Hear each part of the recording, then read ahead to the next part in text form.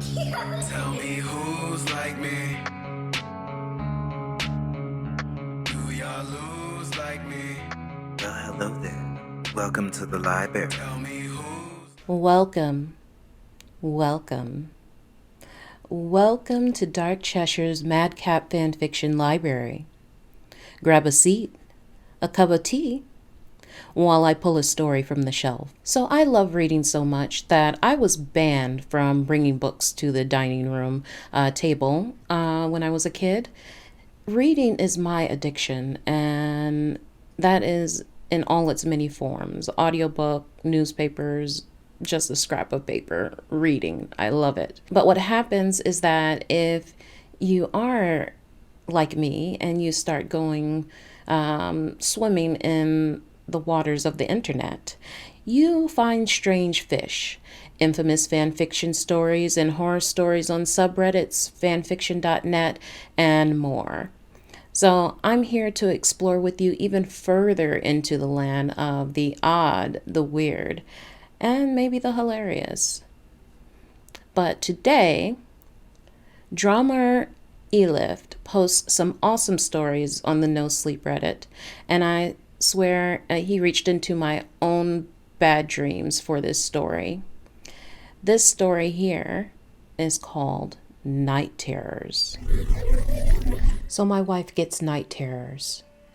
For those who do not know what a night terror truly entails, they are defined by most psychologists as episodes of screaming or intense fear while asleep that results in physical motions such as flailing.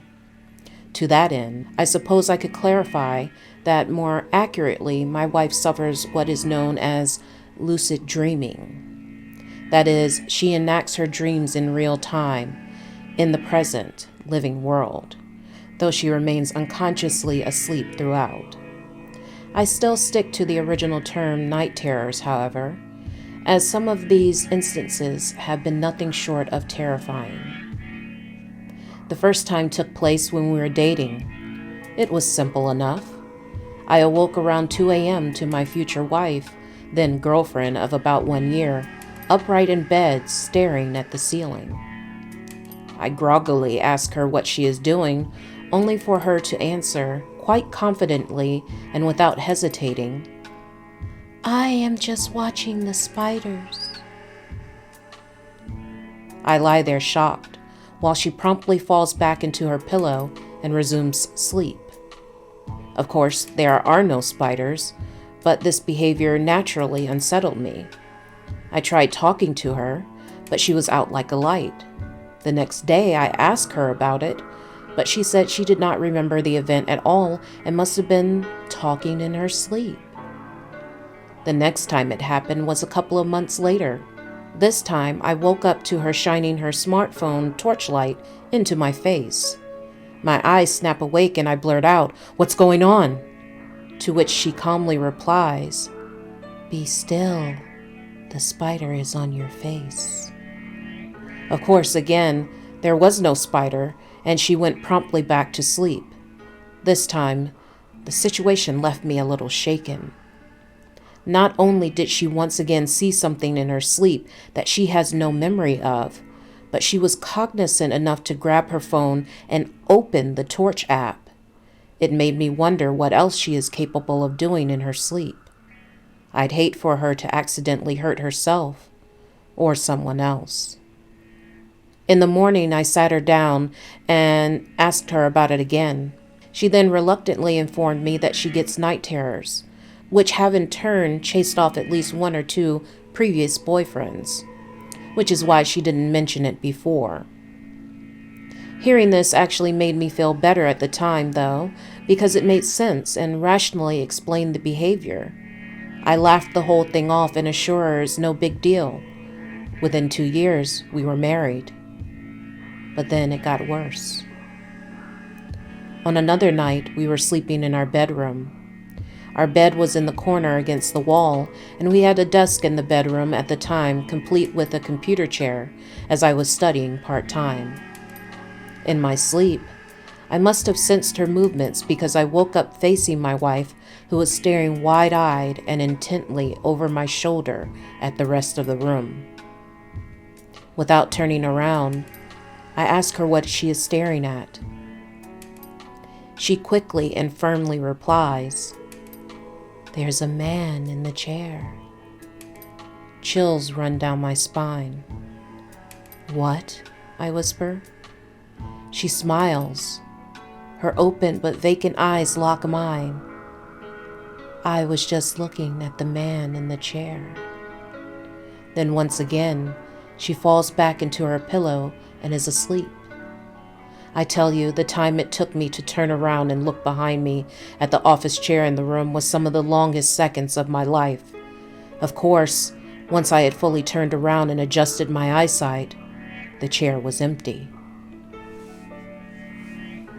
Several nights later, I woke to my wife standing at the foot of my bed, talking to herself. What was terrifying about this particular encounter is that she wasn't speaking any kind of actual language I could understand. What she was talking would be best described as a series of clicks, similar to the South African isiXhosa dialect. She eventually came back to bed while I waited it out. At this point, I'd given up speaking back to her. When I asked her about it that morning, she claimed not only does she not speak any other language, but she couldn't even recreate the clicking sound she was making the night before, no matter how hard she tried. The night terrors continue to get worse, though I never feel in danger, just confused and oftentimes highly distressed at my wife's actions, such as when she told me she was looking for her grandmother when I found her standing at the glass door one night. I was concerned that she might have opened the door and walked out, so I checked to make sure that it was locked. What really freaked me out about that one, though, was the fact that her grandmother had passed away years ago, before she and I even met. What upsets me as well is that every time it happens, I am too groggy or half asleep myself to think to record it. It's almost like the thought never occurs to me until the next day, no matter how many times it happens. One of these nights I'll remember to do it though, so I can share with people just how crazy it can get. So I can re-examine some of the more disturbing night terrors in the light of day to better understand them. More importantly though, maybe one of these nights, when I remember to record, I can finally explain the more unexplainable aspects of the night terrors. Such as when my wife claims to see someone in my office chair, why the office chair was on the opposite side of the room the next morning. Or why the glass door I double-checked was ajar the next day. Come to think of it, when cleaning the bedroom, I do find the occasional spider web on our bedposts. Again, I swear this feels like a nightmare or two that I have had. Oh boy. Spooky. So, that's the end. I hope you enjoyed. Please like and subscribe if you liked the video. And if you want to talk, send me a message on Twitter, Instagram, or Discord. If you can think of some more entertaining stories to add to the library, please contact me. All the links, like I said, are in the description. And if you become a patron on Patreon or Ko-fi, I'll send you some special videos. And now I can't wait for another week. I may need a stronger tea, maybe with some adult beverages to make it through. But hey, we're all mad here. Let's go even crazier. Talk to you later, alley cats. Meow. Love comes around like a blue moon. Looking in the crowd, I can find you. Hold on to that feeling when it finds you. Ask me when it's leaving, I said too soon. Love comes around like a blue moon. Looking in the crowd, I can find you. Hold on to that feeling when it finds you. Ask me when it's leaving, I said too soon. Yeah. My mind is foggy from this vapor. Every single day is just a struggle for the paper. Take away my problems, wish they came with an eraser. Hide them all away so I can smile when I face her.